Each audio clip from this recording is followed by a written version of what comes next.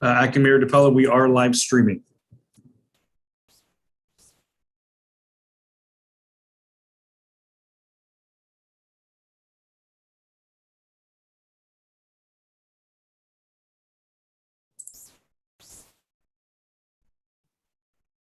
Looks like we lost Joe. Yes. He'll come back. He'll come back.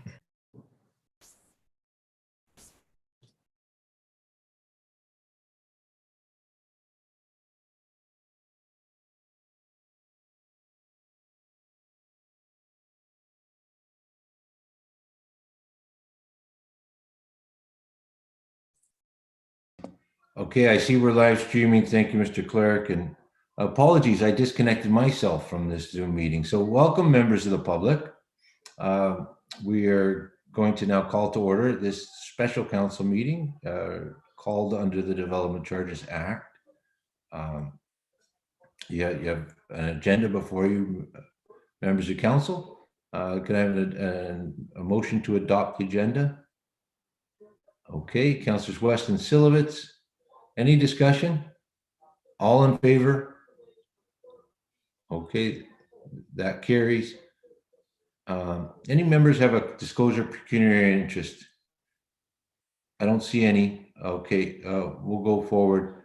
The first item's just a report from, I believe, our treasurer. It's so different when you can't actually see staff members, and I'm not sure. Usually someone would be waving at me at this point. There he is. Our treasurer, David Dexter, is waving at me. So I'm handing it over to you, sir.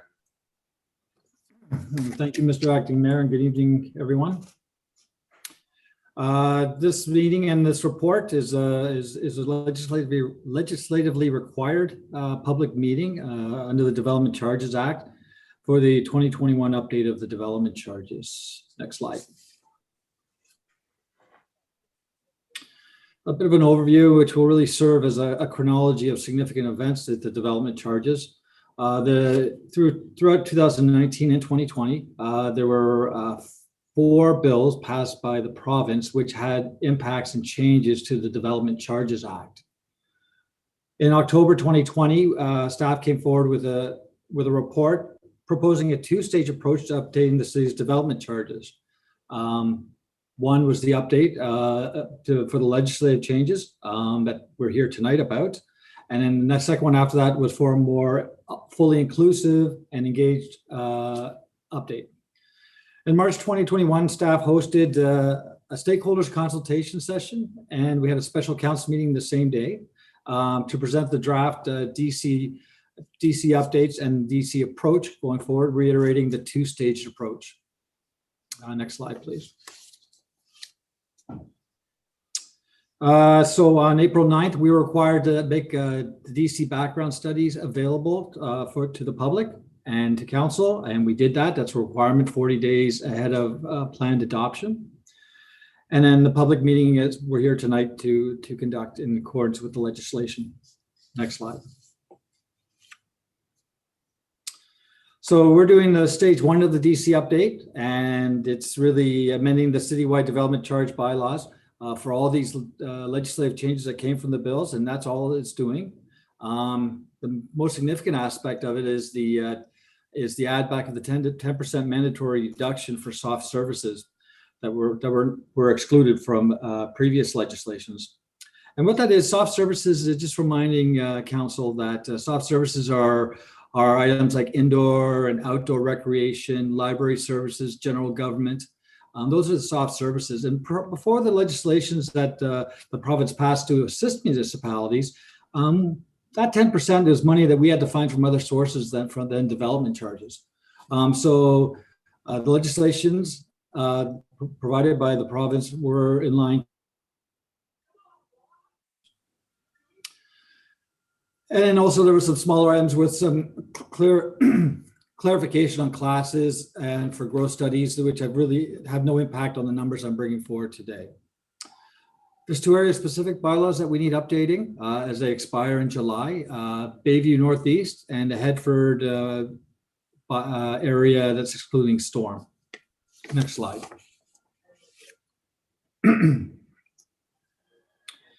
So the report in October and the plan that council approved is for a more comprehensive DC update that will take place.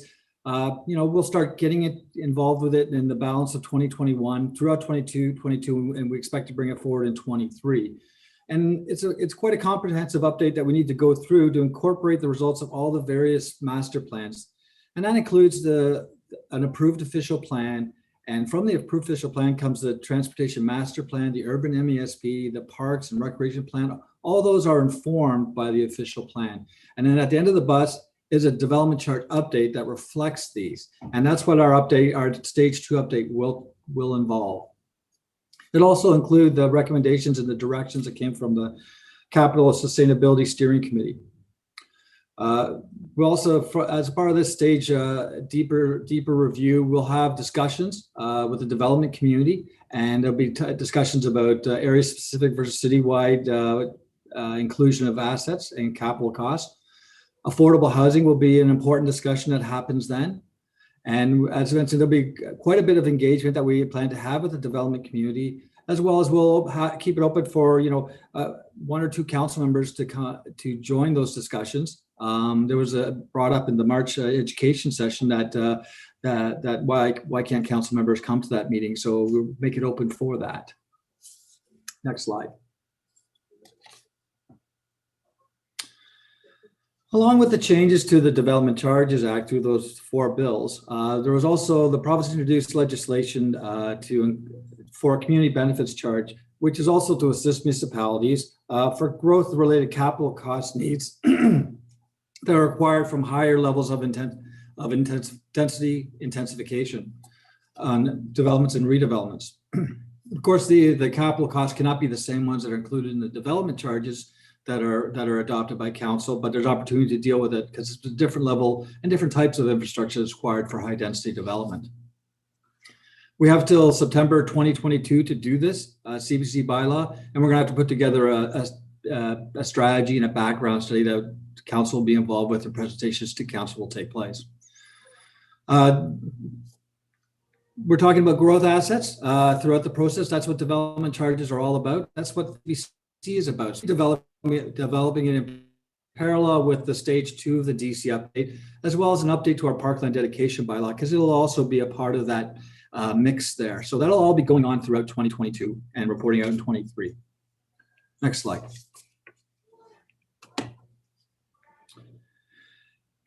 Okay, so the update you have in front of you is purely the legislative changes to put them in place. And what we do is go in there, and we can only change the soft services, the indoor, outdoor recreation library, and some general government components. No other components are changed or even touched. They're status quo. So we have to go back to the 2019 development charge background study and start at that level to do the changes. And then we go through it and we do the changes there, and then we have to apply the indexing that took place since then for just those soft service components. And that is we had an indexing in July 2019 and an indexing in July 2020. As I mentioned, only the soft services are the ones impacted here and the ones that should be involved in a discussion. I'm going to talk about this DC update. Next slide.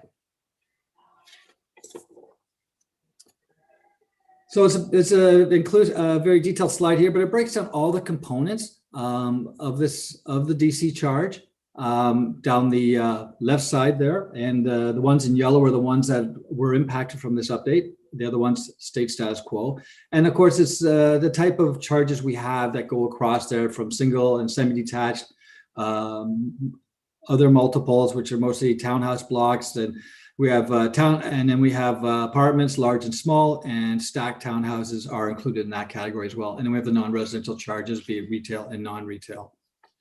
Next slide. This slide really is probably is an easier one to follow when it comes to the charges that we're bringing forward. They're at $20 rates, as I mentioned. We had to go back to the 19 level and then do the changes there, and then bring them up to the latest indexing, which was July 2020. And the changes are there are each type of development type of units, or res and non-res. And you can see that they're small changes because there was just the majority of the changes that took place were taken advantage of the 10% mandatory reduction that used to be there. Now we no longer have to do that. So we took advantage of that. And now these charges we bring forward to you today are meeting the legislative changes that brought down by the province. Next slide.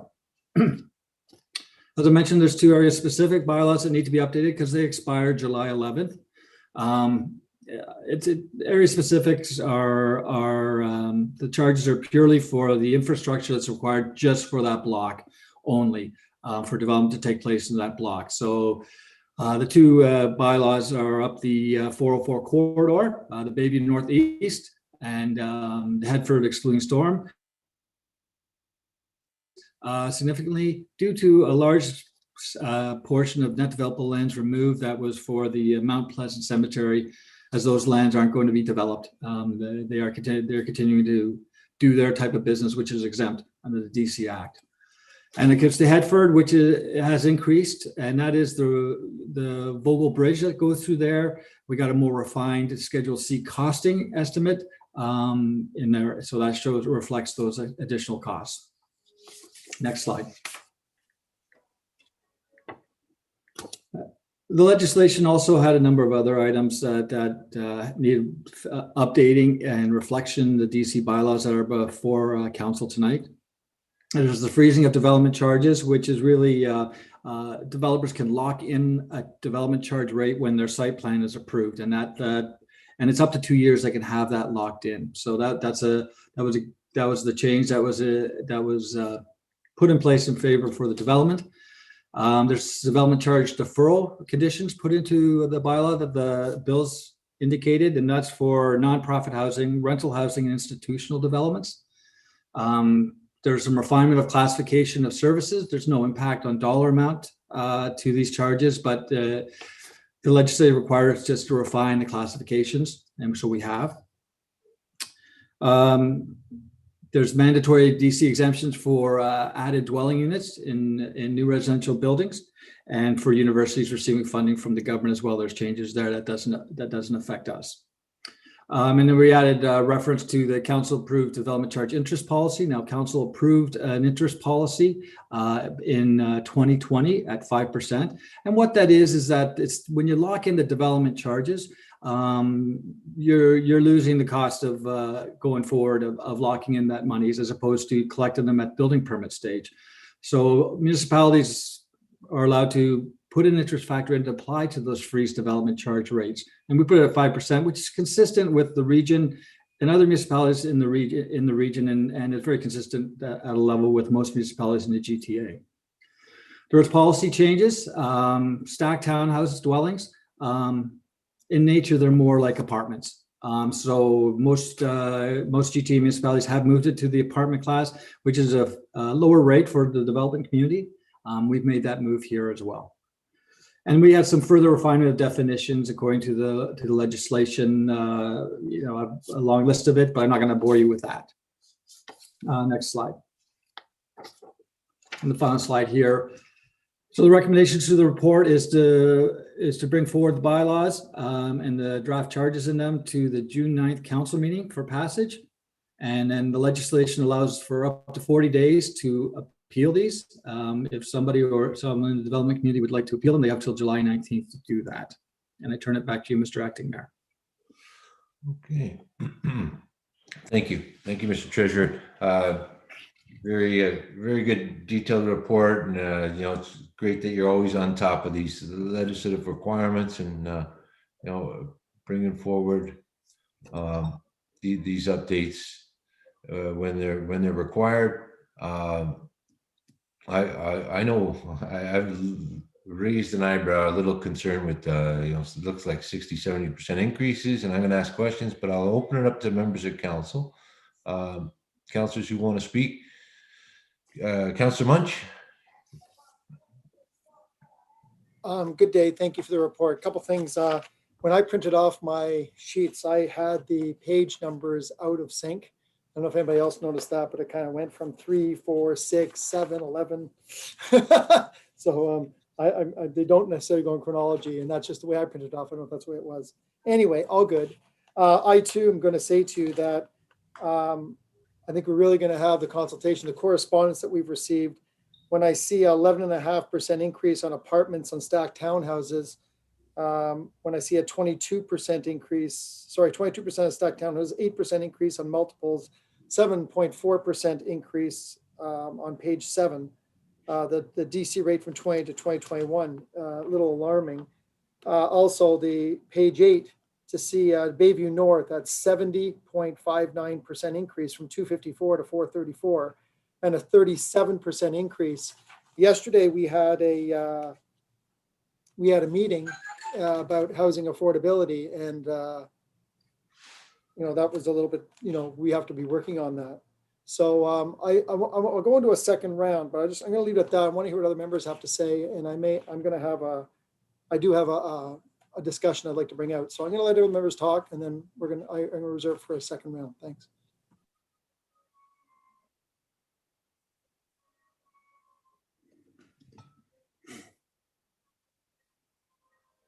Okay, Councilor Barros?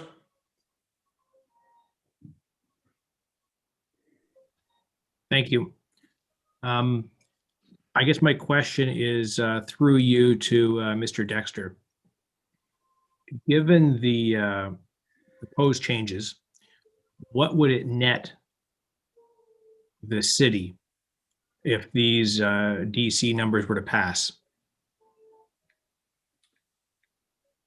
Through Mr. Acting Mayor, on the citywide charge to adopt this, I guess over the next 2.5 years till the next update's in place, the inclusion of that 10% back into the charge per the legislation will provide the city another $2.5 million growth pending. Did that help with the question? Well, I think that started to, but you've also got changes that you showed to us from in Headford, for example, the Bayview North, where it goes from 2 and something to 4 and something. I mean, that's a big change. So there's other changes in there. I guess I'm looking for the big picture. Okay, so with respect to the area specifics, again, the charges that reflect, the math exercise purely is the capital cost needs that are in the block for infrastructure. It's all hard infrastructure, roads, water mains, sanitary, storm. There's a bridge in the Headford. But for the Bayview Northeast, there's about $8.1 million of growth-related costs that still need to be recovered for infrastructure over 18.6 hectares, right? And that's how we get to that charge. When it comes to the Headford block, there's costs of about, and bear with me 1 second, about $11.4 million that's required, spread over hectares, about 40, almost 47 hectares of land. So the math works out to those charges to recoup those charges to be put in place. You're always at the end of very specific charges when they are done, you should be net zero. So if we were to say give direction that no, we're going to keep it status quo, does that then just shift the burden to the builders in the area to pay for the hard costs if they want to proceed with their developments? Through you, Mr. Acting Mayor, if there was a decision not to go forward with the increases, then I guess we couldn't go forward at building sufficient infrastructure because there wouldn't be enough funds coming in. That wasn't my question. Yeah, sorry, sir. Don't stop the clock. So here's the thing. If we do not collect the money, does it shift the burden to the builders in that area if they want to proceed? You spoke specifically to a bridge. So let's speak about the bridge. Are we the best ones to build a bridge, or are the adjoining landowners the best ones to build a bridge at their advantageous pricing and knowledge of the construction industry? Treasurer? To use an acting mayor, in area-specific blocks, the majority of the infrastructure typically is built by the developers because they have certain timings to do it. Municipalities generally won't build them until funds come in. So usually the early developers in a block build the developments, and then they hold credits, DC credits. And then as other developments come in, we do development charge transfer agreements so that they get those funds. So if there isn't, to go to one of your earlier questions, that if there's not a DC increase, it may stall the development, the construction of these infrastructures, because there won't be sufficient funds to come in to relieve these developers' credits. So don't they normally in some of these land holdings do like funding groups or sharing models? Through Mr. Acting Mayor, there's only, I believe, the North Leslie group does that, the North Leslie blocks, and West Gormley blocks, I believe, that have those arrangements. The rest of the area specifics provide for all the infrastructure requirements in those blocks in a development charge. I think we're going to hear more from Councillor Munch on the actual details. My concern is that we price ourselves out of the market and people look at our DCs and go, I don't want to go there. I'll go to another municipality.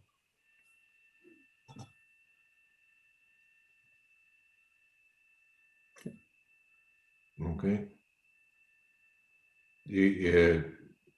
Councillor West, you had your request to speak sign up next. Were you done, Councillor Barrows? How much time do I have left on the clock? I didn't see the 1 minute notice yet, so you're good. Okay, so you said that if we didn't implement these, we wouldn't have enough money.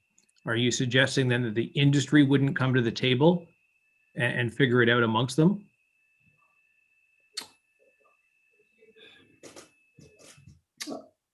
I guess if significant pieces of infrastructure were not in the development charge and we flatlined it, then if it was to go forward, that the development industry may go ahead and have it constructed. But I couldn't guarantee that, right? But you can guarantee it if we increase the prices dramatically that it will happen and people will come and build.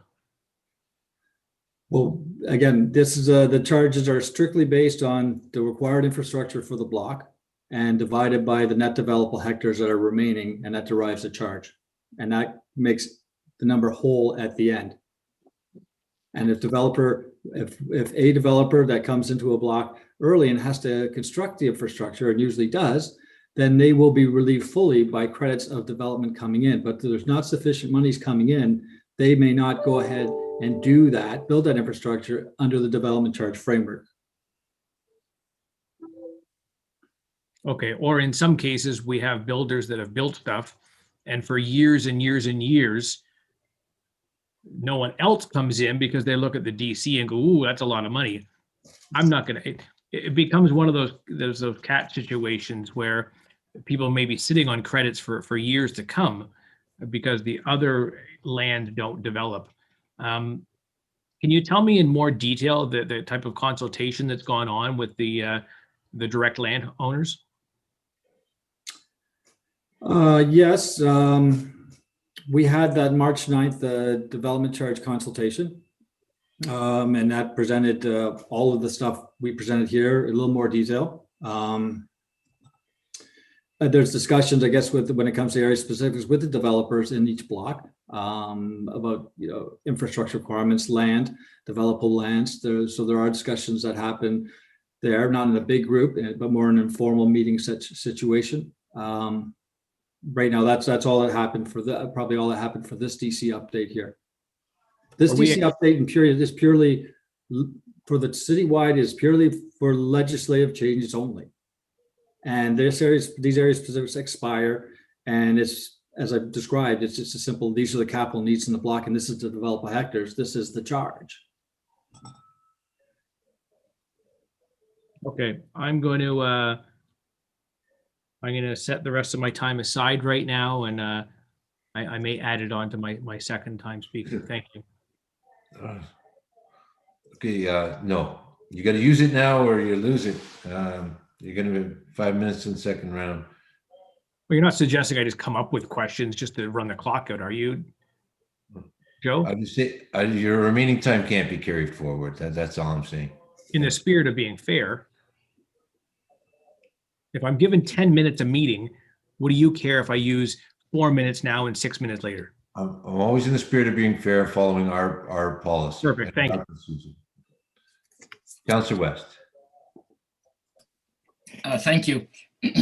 I've been through a number of these DC meetings now, and I think the way I've always characterized this is the amount of money that we pay, that we charge, is the best estimate that we possibly can have on how much development is going to be in a particular area and how much the development is going to cost the rest of the municipality. And the idea in my mind, the way I think of this, is that we want the growth to pay for itself, because if it doesn't pay for itself, then the existing taxpayers will have to continue to keep paying for the growth that we didn't collect the money on. And that's not really fair to the rest of the community. Or I suppose the other possibility would be that we would do without certain pieces of infrastructure that are necessary as we grow. So, I'm always trying to imagine what a monumental task this is for staff to be able to put together this these estimates, and I do appreciate that, the work that you do. And actually, Mr. Dexter, I'm always amazed at how well you explain the complexity that that this represents. So thank you.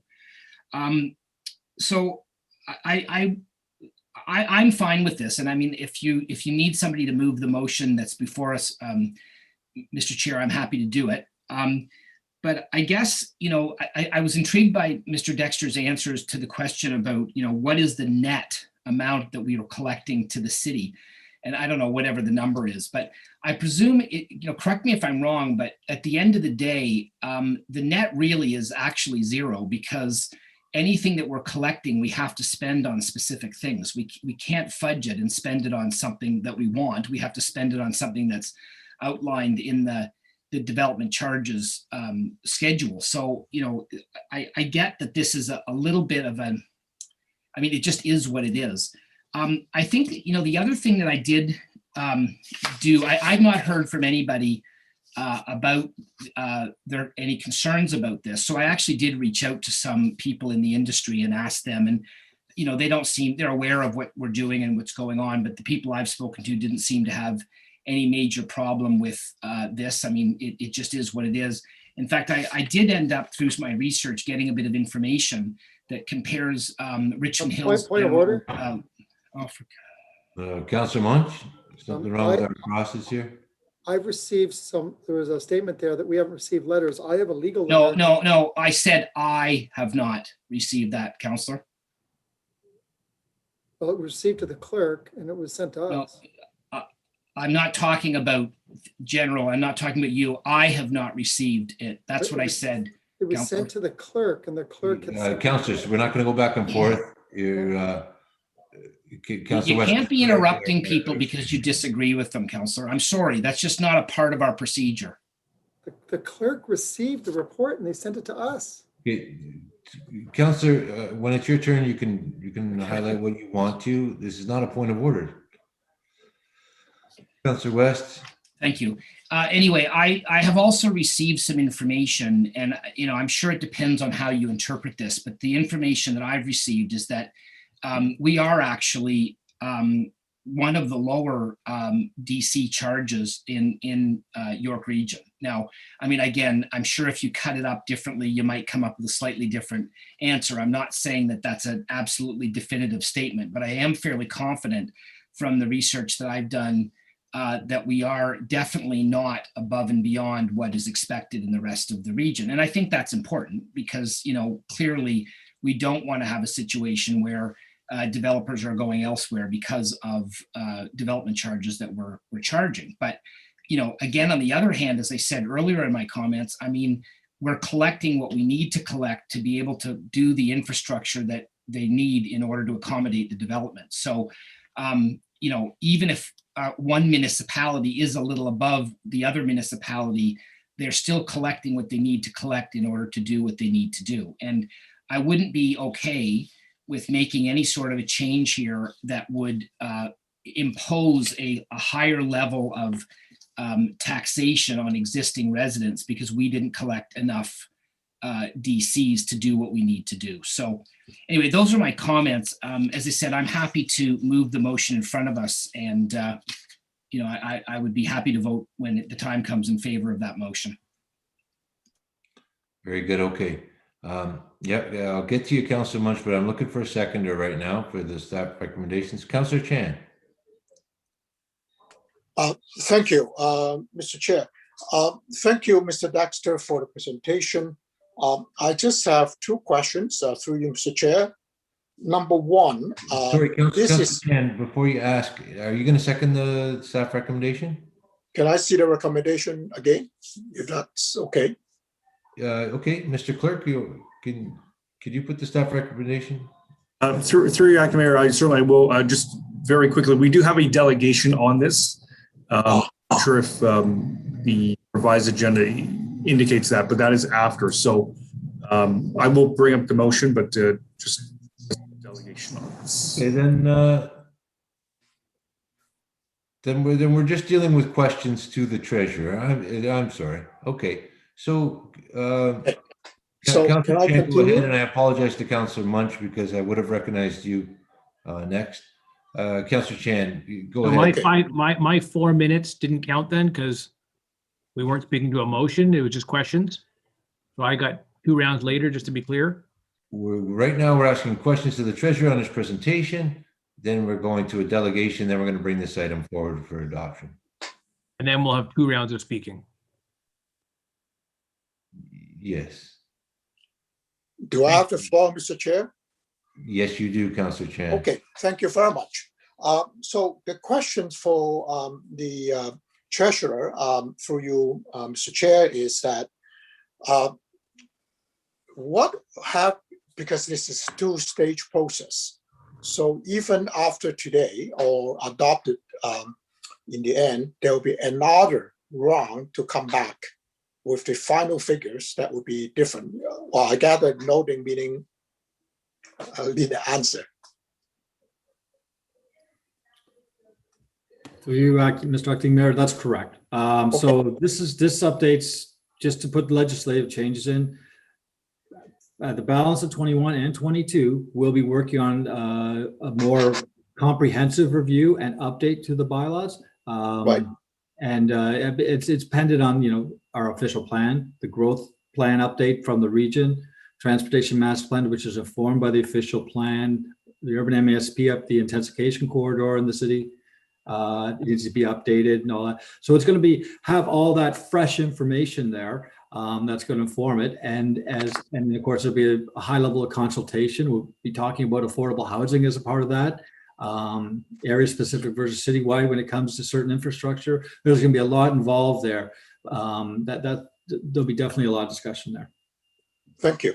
So in other words, the figures we're seeing summarized on the slide number 7 is not the end of the whole DC, let's say 2 years from now.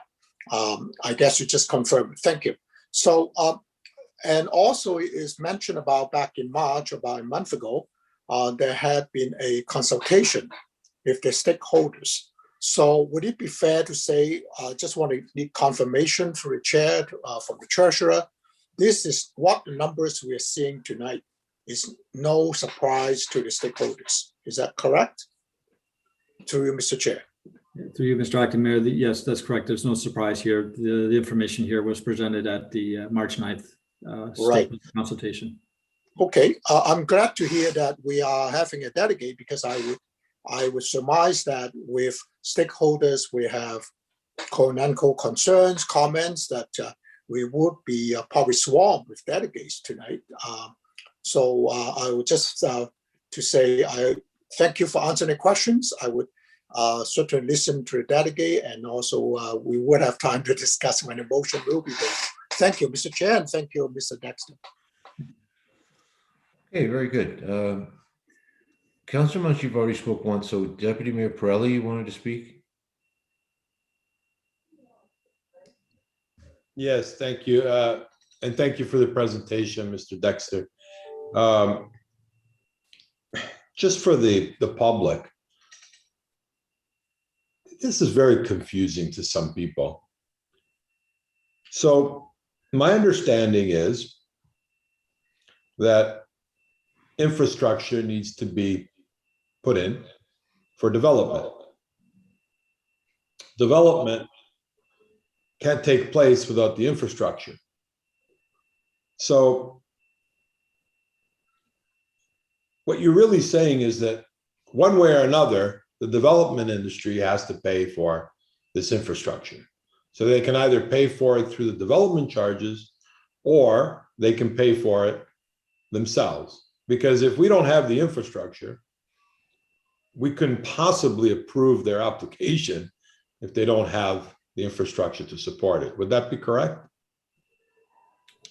Mr. Treasurer? Yeah, that, through Mr. Acting Mayor, that's correct. So when someone would in the industry would say to us, well, your rates are really high. And they say that, how do we as elected officials respond to that? Are we picking the price? Are they suggesting to us that we're gouging them in some way? Or we don't know how to get a best pricing for infrastructure? Maybe they'd be better off, providing the infrastructure as part of their application. Why would anybody say that? Like, what is the metrics for us picking what we're going to charge? How you came up with those numbers? And why would the development industry be saying, your numbers are too high? They're probably, as Councillor West stated, it's a net zero at the end. We take it in, we spend it. So are they suggesting that, I'm sure they're not suggesting that we're pocketing it and putting it somewhere else, but are they suggesting that, we're not very frugal with our money and we're, spending more than we have to? Is that what, can you explain that to the people listening here tonight? Difficult for the treasurer to speculate on why people ask you questions, but go ahead, Mr. Dexter. Sure. To Mr. Acting Mayor, there'll be, the development community could ask a number of questions and maybe have difference of viewpoints with the municipality and the staff of the municipality that brings forward the development charges. Yes, we have to be zero at the end. We develop what the needs are for a block, be it transportation needs, infrastructure needs. This is just for area specific charges. And then we determine the cost estimates for that with our professional staff in that area. And we know how much lands are developable in the area. It's a math exercise when it comes to that, right? So they need these infrastructure, a certain size of road, certain size of water main, certain stormwater infrastructure is required. Some in one block, there's a significant bridge required over the Rouge River, the one that we're updating tonight. That it's purely a math exercise. Now, the development community could also say, well, we don't think that infrastructure is fully for growth, that sometimes it'll service existing residents or so forth like that. And there's often discussions and debates back and forth between the city and the development community on that. Yeah. In a typical development charge update, which we're going to be going into, not this one, we have those discussions and we discuss, what's the benefit to existing, in which case we have to find other sources for those funds, or what's purely growth driven, totally, right? And so those are significant debating items. When it comes to the citywide charge, it's totally different calculated. It's based on the past 10 years average service level. And then those ratios are then determined and applied against growth factors that are going forward for residential, non-residential growth. And that determines a funding ceiling that we're allowed through development charges. And then we go about saying, okay, we have this level of service in the community, be it indoor recreation, community centers, libraries, major citywide serving engineering infrastructure. We put those estimates in so we can provide the same level of service to growth in the community as the existing residents have, and the charge is derived. And at the end of the day, we're zero at all the end in 20 something. When everything's in place, we're zero at the end. Thank you, Mr. Dexter. You're not only brilliant, but you're also psychic, because that was my next question, which you've already answered. But what I'm trying to get at is, you make it sound as very simple, right? It's, look, here's what we got to build, what we think we got to build, and here's what it costs. I think where the disconnect is with the community, the development community, is that if they say to me, we think your development charges are too high, I guess what they're suggesting is either A, you don't need that infrastructure, or as you said, my second question was, well, that's a citywide or a benefit for existing residents. Or back to the original question, which is, we say it's going to cost $1, and they say, nah, I think it can be done for 70 cents. And that's really my question, Mr. Dexter, is what are they really saying? Because I haven't heard it articulated well enough, but I can, look, I just went through the exercise of building a home, and I put it out for tender. And for ceramic tile, for example, I got, a quote of 18,000, 15,000, and 12,000, supposedly for the same work and the same tiles. So when we're doing that, are they suggesting maybe, because you obviously interact with them and you talk to them and you have the consultation process, is that what they're basically suggesting? That maybe, we're not getting the best deals we can, maybe because it's not our money? I don't know. I'm trying to get my head around it, because we're going to hear from a delegate shortly, and we're going to hear from Councillor Munch, and I suspect that these kind of questions are going to come up.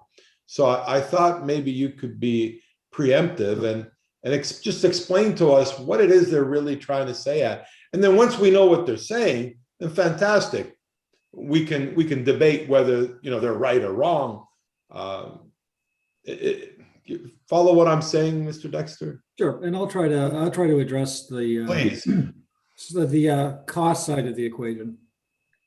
So the 10-year average service level, which I described, the ratios that come out are cost per square foot, cost per something, right? So, and then, or cost per acre if it's developing outdoor recreation, and it's at the 10-year average for that, and that's the number that we go ahead when we do a full update of the development charge study. That determines our cost factor. So we have this, say, average cost per household or per square foot of town facilities over the last 10 years is, say, $100, hypothetically.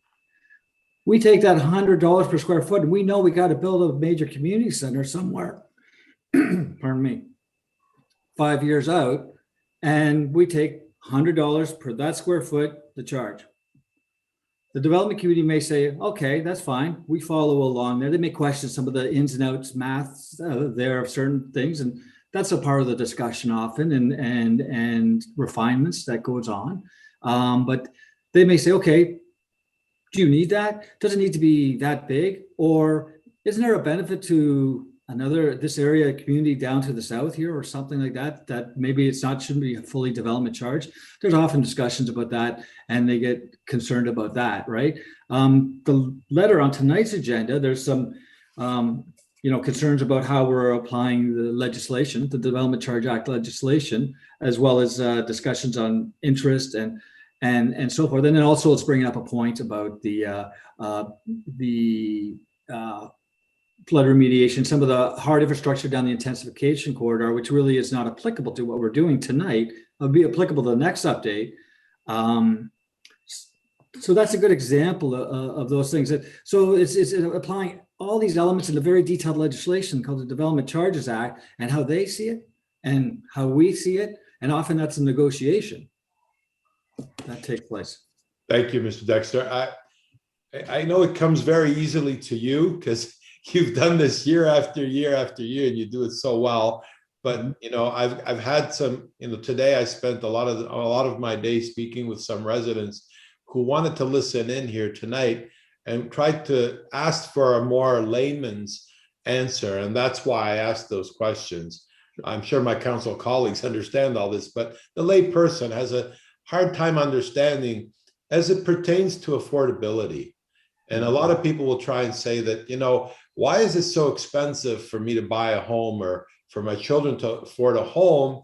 You know, why is the city charging so much for development charges? And this is the type of an explanation we need so that they understand that, you know, how this works. And so when there's discrepancies between the cost and the need, which you very well articulated here tonight, and I want to thank you for that, I'll wait to hear from my council colleagues. Thank you again. Okay, so everyone's had an opportunity to ask questions of the treasurer in his presentation. I'm now going to call upon the delegate to come. Can we do a second round? Can we do it quickly? Well, we will have a fulsome discussion after the delegation. We want to get the delegation an opportunity. Can I just, if I may, can I have 1 minute? Just a quick question, because I thought I was going to have a second round. Real quick, Well, 1 minute. The treasurer is not going anywhere. You'll be able to ask questions. If I may, it might facilitate everyone, Okay. because 1 minute or less. No, I'm sorry, Councilor Munch. We're going to hear from the delegation. I'm just going to, because if I give you 1 minute, I have to give everyone 1 minute, right? Okay. Mr. Grimes, we have Randy Grimes here who's registered to speak to this issue. It's your turn, sir, and you have 5 minutes to the council. Thank you, Mr. Acting Mayor. You have the letter from Davies Howell. I believe all members of council have it. Hopefully they've read it. Apparently not. Pardon? Some have already said they didn't receive correspondence communication. Well, I'm sure they will get at it. I'm Mr. Melling's letter indicated I'm with IBI Group. I was with IBI Group for about 40 years. I've retired, and I'm doing this work through Randy M. Grimes Enterprises, just for the record. As my friend Mr. Dexter indicated, we've raised a number of concerns. Firstly, we appealed the 2016 bylaw, citywide DC bylaw, and reached minutes of settlement in 2018. Those minutes of settlement called for consultation on some of the outstanding matters, quite apart from the compromise minutes of settlement. And they had to do with Mr. Dexter had indicated, some of the hard infrastructure, in particular, the flood remediation and the sanitary sewer upgrade on Yonge Street. We've took the position then, and we do now, that those types of infrastructure and every other case are handled as an area specific charge, should not be part of the citywide charge. And those issues remain outstanding, as does how much is benefit to existing and post-period benefit. We did have some consultation around that a year or so ago. COVID put those two aside, but our issues are still outstanding. We had hoped that we would progress further. I've heard Mr. Dexter say that we will continue to consult, but we are concerned these are still outstanding 3 years hence from the minutes of settlement. So those issues are still outstanding. As a result, we appealed the 2019 bylaw and on those points, and those appeals are still outstanding because this is just an amendment to it. With respect to this update, we have a couple of concerns. One is we note in the letter that the costs for all the services are in 2019 dollars. And it mirrors the 2019 DC background study, with the exception of the SOP services, where there seems to be an across-the-board increase of 1.9% has been applied. And we're at a loss to understand that, given that it's in 2019 dollars. So that's an outstanding question. Secondly, we are concerned, my friend Mr. Scanlon from Watson and Associates, who I know attending the meeting has what we call overlapping service levels in capital program. The historic level of service has to be based on the previous 10 years. What your service of your historic service level here goes from 2011 to 2020. And your capital program starts in 2019. So you're using a somewhat inflated historic level of service to bolster the funding envelope. Now, it doesn't affect the quantum in this particular case, but we're concerned, as we were in other cases where he's done this up in Barrie as well. That's a dangerous precedent. So we're putting it on record that we're concerned about that, and putting the municipality and Mr. Scanlon and Watson Associates on record. The last issue has to do with the interest rate. Mr. Dexter described the new changes to the legislation froze the rates for a 2-year period. The legislation allows the interest rate to be chosen by the municipality. There's no guidance by the province as to what that interest rate is. But we are hoping that in the interest of the spirit of those changes, that the interest rate would be the index that's used for the construction for the DC adjustments, which are done every year in the case of Richmond Hill. Instead, Richmond Hill has chosen to use, I think, an inflated rate of 5%, which far exceeds what the inflation rate has been in terms of the indexing. And we had proposed a mechanism that I think would be fair, and it's outlined in our letter. So that, just to be clear, if the building permit is issued before the new before a new DC bylaw comes into effect, the interest rate would be applied, would be the equivalent of the indexing rate, not the 5%. If the indexing rate happens to go above 5%, then we'd be left with that higher rate.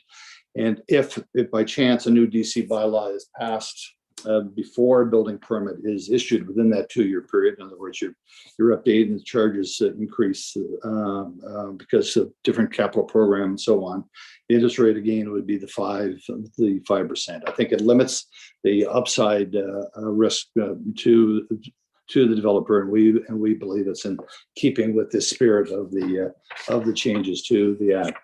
So we'd ask council to direct staff to continue to meet with us perhaps more frequently on our outstanding issues that we had with respect to the 2019 appeal, which I said goes back to the time's up, Mr. Grimes. Okay, thank you. Just summarize it there. Good. Okay. So I would members of move that if council- Mr. Grimes has more to say, we give him that opportunity. Well, I think you were right near the end. I wanted to give you a chance to just sum up. Mr. Grimes, you still here? You were essentially complete with what you were saying? Yes, I was. Thank you. Okay, very good. Thank you. Okay. So, members council, we're going to open the floor. Councillor West already said that he would move the motion. So I'm going to recognize him first. And you do want to do that, Councillor West? We'll put a motion. Sure. So we're looking at 2 rounds of speaking now, this one and one other if necessary? Yeah. I should have called the delegation forward. I gave a 1-round opportunity for questions there. Okay, well, if I could, I'll use the opportunity. That's how they do it at the region, and I got mixed up. That's fine. Your first opportunity. Okay, thank you. I would be happy to move the motion in front of us. Just to be clear, I did receive that letter like everybody else did and understood it. And, that doesn't change what I said earlier, that that is the only piece of correspondence that I've seen that isn't in agreement with this. The rest has been silent. So that's why, as I mentioned earlier, I actually did reach out to some of my, people that I know in the industry and asked them their thoughts. And I had not received anything substantial back on this. I mean, they would all agree that, like anybody, nobody wants to pay development charges, and like nobody wants to pay taxes. And I totally understand and respect that. But, that was the input that I had received. So I suspect that I probably will have a few other things to say earlier, or sorry, after this this round, but I mean, I think for now that'll do it. And as I said, I'm happy to move the staff recommendations. Okay, I need someone willing to second it, who wants to speak next, or just second staff recommendations. Go ahead, Councillor Munch. So we got a motion on the floor. You get the first chance. Sure, I'll second. Your it. first round, and you'll have 2 5-minute opportunities if you need them. So I've received a tremendous amount of correspondence. I gladly share, but I don't really want to, go through, read people's emails because I engage. I like some questions to staff, question to David and others. So let's go through this a little bit in process terms. I bring an application forward. I would like to do a development. I really want to build. I'm a builder, not a developer. I'm a builder. I actually want to put shovels in the ground. I actually want to pay people. I want to buy labor. I want to actually pay all of my high-end taxes, everything up front. Okay. Now, I really want to build. I bring my application forward. I go through draft plan approval. I'm going through site plan approval. And they're saying, okay, I'm going through site plan. I can't wait to build. I want to build in 2021. When I get my site plan approval, when do I get my opportunity to build? When do I get my permit to build?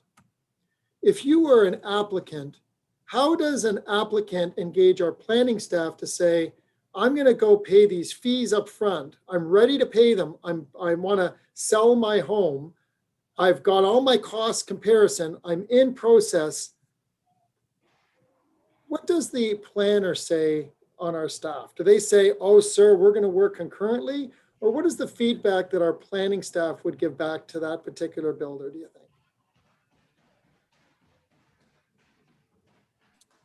For you, Mr. Acting Mayor, I would suggest I not speak on it. Maybe Commissioner Kwan would.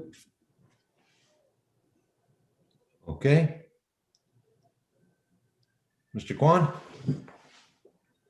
Through you, Mr. Acting Mayor, if I'm understanding the question correctly, it's about the various steps in the planning approvals process leading to a building permit.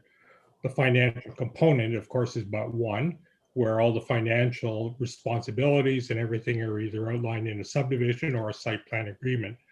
I'm pretty sure that members of the development industry who are interested in building are well aware of the process and the lead time that it takes to get a building permit. And certainly we do our best to work with them, knowing what those expectations are. But the process is no different here in Richmond Hill than other municipalities from that perspective. So we try to work as cooperatively as we can, knowing what those objectives are. But of course, all the final planning approvals come through this council. And in terms of those terms and conditions and whatever other parameters for the development that are asked for and granted by council, whether it's an official plan amendment, a zoning bylaw, or the final site plan or subdivision approvals and the conditions associated with that. So hopefully I've answered the question in terms of what that looks like. Thank you. Through you, the chair, through the Commissioner of Planning, do we offer concurrent site plan and bylaw capacities in process? Through you, Mr. Acting Mayor, absolutely. It's very typical that when we do a zoning bylaw amendment, provided that there's a site plan, that we link the two together. And we want, in order to ensure that the site plan details are properly captured in the zoning bylaw, so that we don't have to kind of go back to the well twice, so to speak, whether it be a minor variance or a further amendment to the bylaw. It's also not uncommon, however, that the original applicant for the zoning or the OP is not necessarily the same as the owner or the applicant behind the site plan, because it's quite often that projects change hands. So, that's why we work with those two processes together, but we also want to work with the end builder so that we get the project dimensions correct. So when we're finished a draft plan and someone is moving to site plan, we are also putting the bylaw in our planning staff. Everybody is aware that we are going concurrently with our site plan and our bylaw approvals today. Okay, so through you, Mr. Acting Mayor, just to clarify, site plan and I would urge you not to link directly a site plan and a subdivision. They're really different processes, and there's different products that are provided for at the end of the day. However, in terms of, again, as I say, in terms of perfecting the terms and conditions or parameters in a zoning bylaw, we want to make sure that we work closely with the actual builder to ensure that the site plan is complete to the extent possible, so that the standards within the bylaw are correct. And that quite often, as one of the approvals that council gives, it's an approval in principle on a zoning subject to the finalization of the site plan, so that we can ensure that that product is correct when it comes time to issue the final approval for the site plan or the building permit. So with regards to process, after draft plan approval and I want to build, I'm a builder. I want to go through my site plan and my zoning bylaw. How do I know, I'm asking you as Commissioner Planning, I have my draft plan approval by the council. I want to build, I'm coming forwards to get my site plan approval, and I want to get my zoning bylaw done. How do I know how much time it takes for me to get that done? Is there any, does our staff on the planning side, do they work concurrently, or is there another process that I'm missing? Okay, so just not to be repetitive, a subdivision and a site plan are distinctly different processes under the Planning Act. A site plan is to develop an individual large block of land, for instance, like a condominium project, a plaza, a school, a factory, or office building, whereas a subdivision is typically to lay out blocks of land, presumably for residential, but not always, it can be industrial, to allow ground-related development like houses or street-related or townhouses to be built. So the site plan is not necessarily linked to a subdivision. However, in both processes, their approvals come with conditions that they must satisfy, including zoning. Typically in the zoning or in the subdivision process, the zoning bylaw is almost predetermined or comes concurrently with the subdivision approval. With the site plan, the zoning is held back, but approved in principle, subject to finalization of the site plan details, because unfortunately that's where all the devil is always in the details, whether or not the building is 5 inches or 6 inches from a property line. And we don't always have that level of detail at the zoning stage in the absence of a formal site plan. But again, we try to work concurrently with the end builders to ensure that those processes come together and provide for the most expedient process forward to ensure that the building permit process comes out very quickly at the other end. Thank you. Is it possible to get a subdivision and a zoning bylaw concurrently? Absolutely. Do we do that today? Absolutely. Does our planning staff know that they have to do that today? Our typically, when we bring forward a report for subdivision approval, it comes with the zoning approval. Okay. Okay. Okay.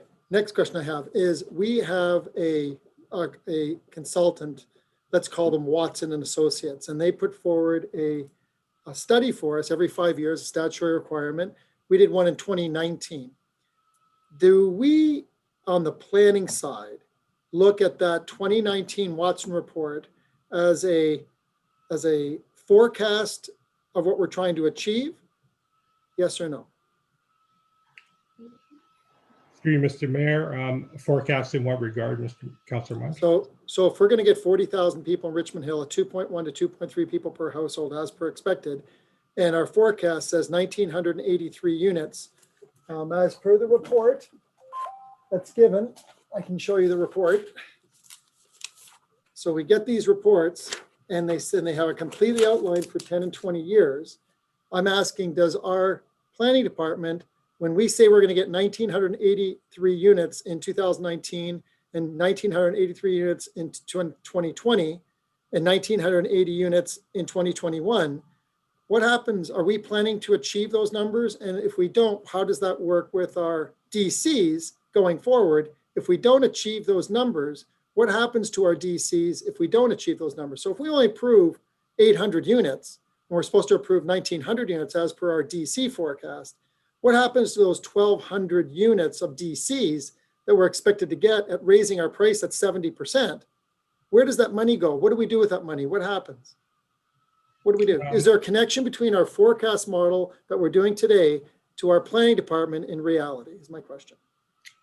Through you, Mr. Mayor, I'll start off with an answer to part of the question, and maybe the treasurer can fill in the back end in terms of the financing. But actually, the way it should be considered and looked at is that all of the planning and infrastructure information feeds into the DC report, not the other way around. And whether or not we achieve the level of development in order to collect the DCs that are required to provide for the municipal infrastructure, that's a different issue. But we don't do it the other way around. So we have a forecast of 1,908. We have people, we got planning commissioners, we say, we go through our planning process, there's a copy of the report. We have a report that says, here's our forecast. We have residents who are saying we're doing overdevelopment. We're not meeting our forecast numbers. Residents are saying we're doing overdevelopment, yet we are not meeting anywhere near our housing forecast.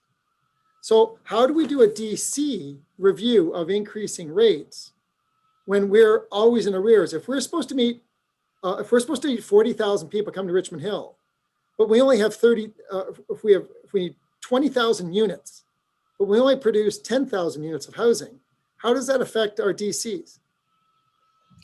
So we're supposed to get 20,000 units, but we only produce 10,000 units. What happens to our DCs? Through you, Mr. Acting Mayor, again, the DC rates are established based upon the required infrastructure in order to service those population and development projections. The rate, whether or not we achieve them, is a different question.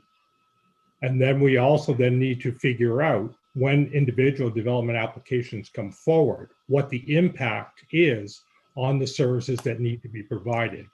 And in many instances, it is then incumbent upon the developer of the day to front end the cost and supply of those infrastructure services.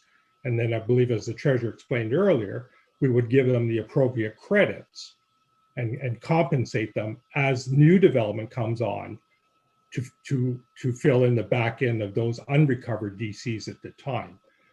So that's the way the system works. It's a. Okay, but we're hearing from, so if we can Councilor Munch, I'll stop you there. Your time's run out, and if there aren't any other councilors that want to speak on this, you can. I'd be happy to give my 5 minutes to Councillor Munch. These are important questions that I'm appreciating the answers for. Okay, the 5 minutes aren't transferable, but Councillor Munch, if no one else is speaking, you can go ahead on the second round. Deputy Mayor Pirelli wants to speak, so you're going to have to. I sorry to interrupt the train of thought that was going on there. It's great information, but time's up. I'll get you on a second round. I thought I could give him my 5 minutes. Deputy Mayor Pirelli, you're next.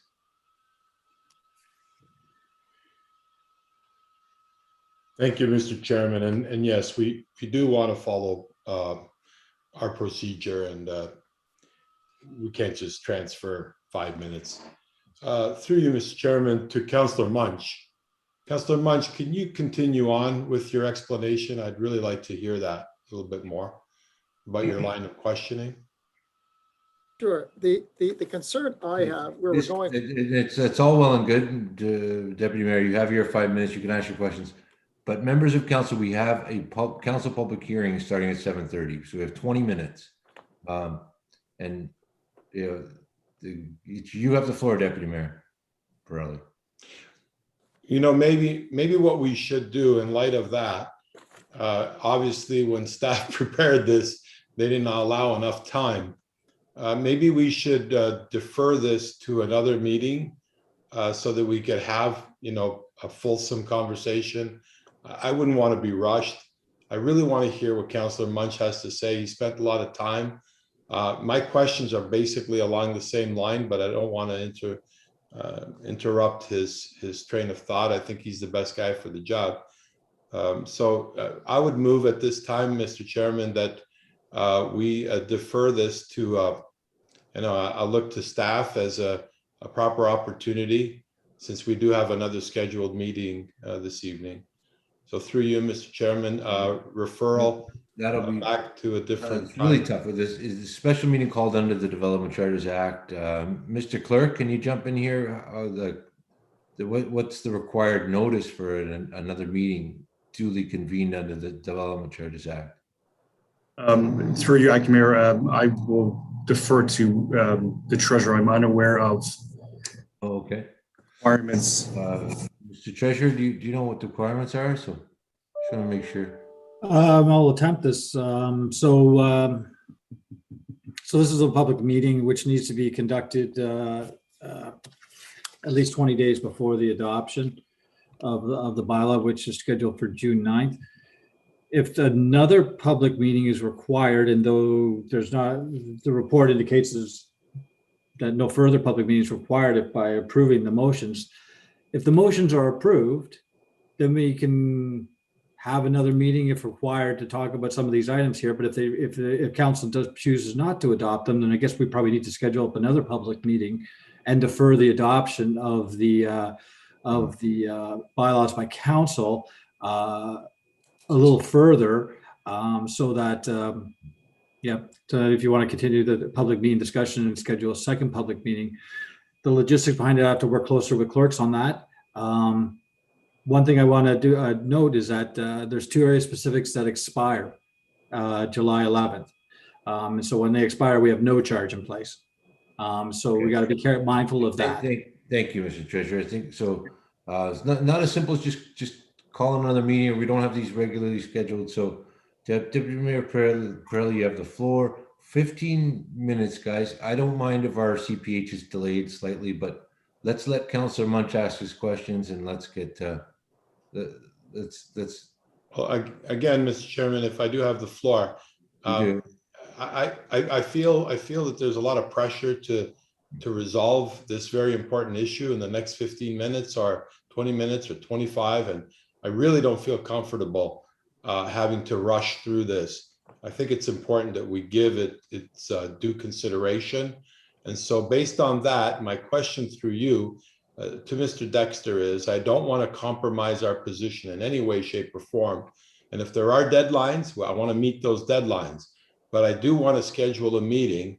I don't think it was the best decision to schedule a meeting on development charges 1 hour and a half before another meeting. I think we needed to allow a little bit more time. The pressure is just not something that we should be working under and rushing through this. I think everybody will agree. So if you could just tell us what the deadline is for us to have this meeting, and I'm sure we're all here available to work, and we'll have a meeting where we can spend 2 or 3 hours or as much time as we need in order to make a well-informed decision. So if you could just tell me what that time is, I'm happy to refer it or defer it to that moment. Okay, if I may, Mr. Acting Mayor, maybe a bit more technical information. Gary Scanlon from Watson Associates is here, and he would probably got his hand up to speak if you'd permit. Okay, I didn't see that, but you sure if he's better able to answer, Mr. Scanlon. Thank you, Mr. Chair. It's a pleasure to be with members of council this evening. If I can help, the public meeting, for the most part, is to provide an opportunity for the public to understand what we're proposing, so the bylaw changes and the basis for those changes. Really, for the most part, you open the meeting and you receive input from the public, and then in essence you can close the meeting. So we could close it tonight. I think what council would like to do is to have more discussion on what is being proposed before you consider the bylaw. So I think you can close the public meeting, and I think we can appropriately set another time where we can answer all of council's questions, but it doesn't mean that it's another public meeting. It's another meeting for you to receive further answers to your questions in advance of considering the bylaw later before July 11th. So if we close the meeting tonight, that doesn't remove council's ability to ask further questions, get further information. All it was open the public meeting, express what we're doing, allow the public really to express their opinions, and then close. If that's helpful to you, we don't have to have another public meeting in order to continue our dialogue with you. If I may, I'm hearing July That is 11th. very helpful. Thank you, Mr. Scanlon. So If I may, please, July 11th is a Sunday. Are we sure it's July 11th? Through Mr. Acting Mayor, that's it's DC bylaws have a legislative life of 5 years. You can update them in between the 5 years, but in this case, with the two area specific bylaws, they were put in place July 11th, 2016, which whatever day of the week that was, it just happens to fall July 11th on a Sunday this year. okay. So, So, Mr. Munch, it sounds like you have lots more questions. I respect and understand where Deputy Mayor Pirelli is coming from. What would Mr. Treasurer a referral date and time if we were to close this public meeting, which fulfilled our requirements? Where could we then defer to council next week to discuss the matter for? It can be discussed there to you, Mr. Acting Mayor. I'm not sure about the availability of Gary and his staff for that, but it can be deferred to that. Okay, it's your motion, Deputy Mayor, if you want to move a deferral. sure. I mean, like I said, we have a lot of questions. It's nice that we've met the statutory requirements to inform the public, as Mr. Scanlon, thank you, sir, for that. As mentioned, that clarity was invaluable. But we need a date before we pass the bylaw so that Councillor Munch and everyone else can ask all the questions they want before they vote on it in an informed fashion. I would like a robust opportunity to ask staff questions. I find myself in a peculiar situation, not having that luxury outside of this forum, but that's a discussion for another time and place. So yes, we need a meeting where we have lots and lots of time for me to ask all the questions I have. So through you, Mr. Chair, whatever is convenient for Mr. Dexter and Mr. Scanlon, if he needs to be there, or Mr. Grimes for that matter. Okay, well, I encourage councillors to also put questions in writing in between the time. You're gonna have 10 minutes. If we book this, you'll have 5 minutes each on 2 rounds. So, Mr. Treasurer? If I may request, could I work with clerks and of course, Gary Scanlon, to establish a time, maybe sometime either next week or the week after, maybe a Can we special just session? do an open-ended deferral? Is that what you're hoping to do? Sorry.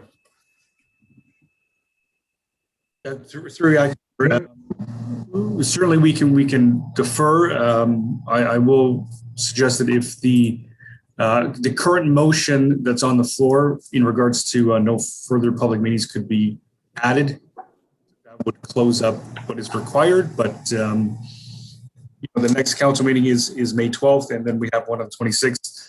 A special council meeting, we can certainly make one or plan for one after consulting with all members of council about their availability. Okay. If I may. 26 might be better. Yeah, I almost think we should. Just a minute, Councillor Munch. Deputy Mayor Pirelli has the floor, and Mr. Clerk, can you put a motion to defer on the screen if that's what's being moved? I just don't want to have another deferral, guys, if we don't get it right, and that's where we're headed if we're not careful. And I don't want to do that, but I'm just going to say to you, be prepared. Tom, what are you suggesting, Tom? I need to hear. I think we should do it. Why don't we consider, instead of putting time pressure on us, how about the 12th, or the 19th, where we have just a council public meeting, which gives us more time as a time pressure on the 12th, where we have a council meeting. We can do it too, if you want to go right after the council meeting all day. And I think we should allow, because if some members of the public want to come speak up, we should give them that opportunity to give correspondence, what have you.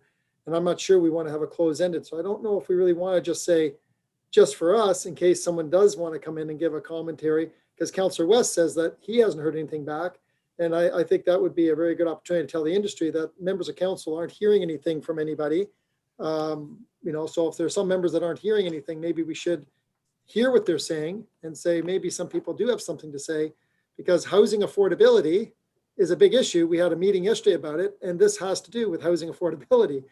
So a lot of people are concerned about that. I don't think that to say nobody's saying anything about it, I don't believe is real. Councillor Munch, I agree with you. My intent was to defer this public legislative meeting to another day so that more people could come and give commentary. Is that what you're suggesting, Councillor Munch? Yeah, Yes, that would be my deferral. So I'd like to stick with the original deferral, and that's why I asked for the date when we had to do another public meeting. I think it's important that we have a proper, robust discussion regarding this. Even Mr. Grimes, it appeared to me, wanted to speak a little longer, but was restricted by the 5-minute time limit. So I think it would be great for the public. Councillor Munch could engage all of the people that sent him correspondence, and we could hear from them as well. Maybe they want to delegate.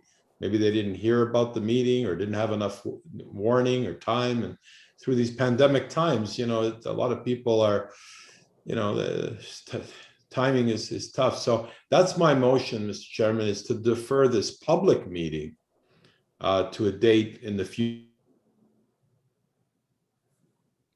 Okay. Is there a seconder? I won't support deferring the whole public meeting. Maybe he could answer to what would be the most opportune time for this, through you to Mr. Flaherty, maybe. I think it was already said that there's insufficient time for another public meeting and notice and everything required. I didn't hear that, Mr. Chairman. Is that correct? There is insufficient time? Well, with the two area specifics that are involved, Mr. Treasurer? Sorry, Mr. Chair, that question was directed to Mr. Flaherty, not to yourself. Flaherty or Dexter? No, Mr. Flaherty. Flaherty? I don't know who Mr. Flaherty is. Okay. Well, I see Mr. Flaherty's in the meeting. I believe he's the chief of staff. I would have hoped that he would have got a consensus and could maybe guide us in this direction. You could your deferral could be to my office to coordinate when this comes back with staff. That's fine. Your deferral could be to staff. It's your motion. Yeah, I know that my question through you, Mr. Chair, was to Mr. Flaherty as chief of staff. Maybe he could shed some light on this, working through your office, and maybe he can give us an idea of when this should be coming back. He is in the meeting, is he not? Or am I misunderstanding? I see his name there. He's absolutely in the meeting. You're welcome to ask questions, but I'm going to direct those questions to who answers. And it's Mr. Dexter, that our treasurer, that's involved and knows the process, assisted here by Mr. Scanlon. The greatest of respect. Mr. Dexter was uncertain of when we could do the date. So, and my time keeps eating up because I keep repeating the same question over and over again. I would like this statutory meeting to be deferred to another date where we have a robust opportunity to go through it properly, not an hour and a half. We may need a couple of hours. I see Mr. Scanlon putting up his hand. I'm happy to hear from Mr. Scanlon. Give us the drop dead date, and then Mr. Chair, you can order a meeting, ask for quorum here, and we'll be able to have that meeting at a time when we won't be interrupted by another meeting that's coming forward. I think Councillor Munch would be happy with that. Is that correct, Councillor Munch? Perfect. So, Mr. Scanlon, can you provide us the drop dead date? We have a motion to defer. It's not debatable. It's only about time and place. That's what we're talking. I'm trying to get the time and place. Okay. That's the only thing I'm asking for. Mr. Scanlon, you had your hand up. Can you provide further guidance? To extend on what I was saying before, you have more than ample time to continue a dialogue with the public, and to subject to your normal procedures for allowing the public to participate as part of a committee meeting or council meeting. If we go requiring a formal public meeting, that means that we then have to advertise in the paper a minimum 3 weeks. And by the time you can get it into the paper, it'll be sometime next week. And then starting from that point, we'll have to be carrying forward 3 weeks. So to do a formal public meeting, it's going to be an extensive process. I think if you want to hold a subsequent meeting as part of a committee meeting, and I think that we can reach out and just advise the stakeholder group that we talked to before. I'm sure many of the councillors have different either builders or developers who connect with them often. We can get the word out. It's just the difference between having a regular committee meeting and through that structure engaging with having people doing presentations versus a formal public meeting under the Development Charges Act. And that's what I'm concerned about, because to go through that process, you're basically adding almost 4 weeks from today. That takes us to the early part of June, and then we got to meet, have enough time for council to pass the bylaws, because the two area specific will cease to exist as of July 11th. So that's if you would like to consider that, to move to a dialogue, but not a formal public meeting. You can still have the same opportunity to dialogue, discuss on an extended period. It's just I'm worried if we go the formal route, you may not have that. You're going to really collapse your time down to the wire. So. Well, thank you, Mr. Scanlon. So what I understood, Mr. Chairman, from Mr. Scanlon's response is that we do have time. As a matter of fact, we have ample time. If we can get the notice out tomorrow, since they've already done one, I'm sure we can get it out tomorrow. Put it in the paper whenever it is, however we do that, and come back in June. We still have a month between June and July 11th. I think that would give us an opportunity. And I'd like to do it as part of the formal process, so that, the public is aware that, this was a short time slot, an hour and a half, and obviously we're already into our next meeting, and we haven't even, touched the surface. So that would be my motion, Mr. Chairman. I think that's what we should do. We should put a notice for a formal statutory meeting as soon as it can be arranged, following the guidelines. Moved. June 9th, just do June 9th. Members of council, does everyone understand what we're voting on? Deferring these proceedings to another public forum. June 9th, yes. Yeah, okay. Regardless of the fact that due notice was given today, and the public was well informed, and we got this opportunity, are we gonna defer for another public round on this item? That would be my hope, Mr. Chairman. Thank you. Okay. All in favor of the motion?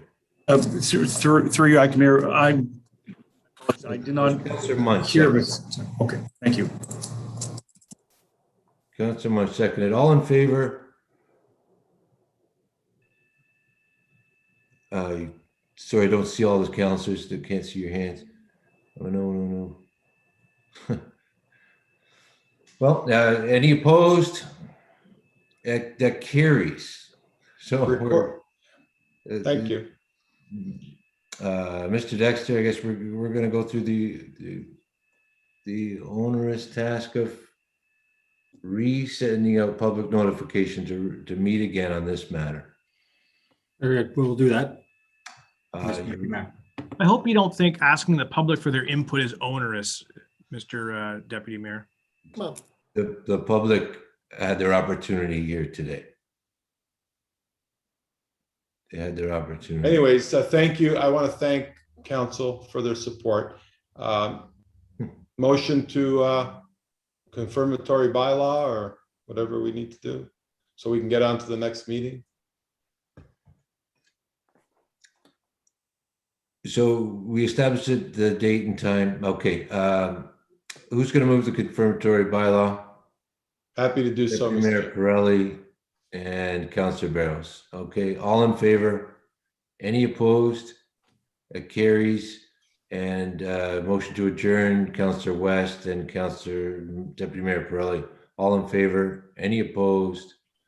Carries unanimously. We'll see you very shortly if you sign into your Zoom for the CPH. The members of the public will be waiting, so please hurry. I didn't get my